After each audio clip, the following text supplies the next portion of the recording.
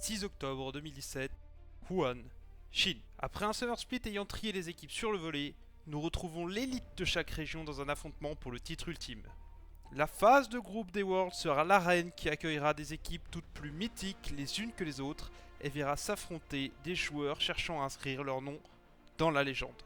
En Occident, les rois continuent à mener leur région d'une main de maître. L'éternel conflit entre TSM et C9 fait toujours rage en Amérique du Nord, et toutes deux arrivent déterminées à prouver leur valeur en dehors de leurs frontières.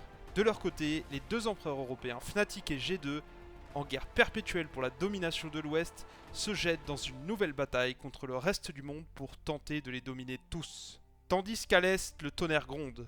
T1, champion du monde en titre et gagnant du MSI, ne désire qu'une seule chose, se venger de leur défaite en finale de LCK contre les Longzhou, les tenants du titre coréen et les favoris du tournoi. Enfin, les équipes chinoises, sur le terrain, n'ont jamais paru aussi menaçantes. Une finale de LPL tellement serrée qu'il est difficile, même pour son vainqueur EDG, de prétendre à une domination totale sur l'équipe ayant la plus grande dynastie en Chine, RNG. Après un play-in aux allures de petites bagarres de quartier, les titans entrent dans la faille. La phase de groupe commence et les premières altercations entre géants venant de régions majeures éclatent. À l'aube du deuxième jour, la plus grande confrontation depuis le début de la compétition est sur le point d'ébranler le calme de Wuhan. Un duel qui, sur le papier, pourrait aller dans un sens comme dans l'autre, démarre alors. Après seulement quelques échanges sur la faille, une équipe porte un coup déterminant à son adversaire. Rapide et précis, le géant coréen se retrouve un genou à terre.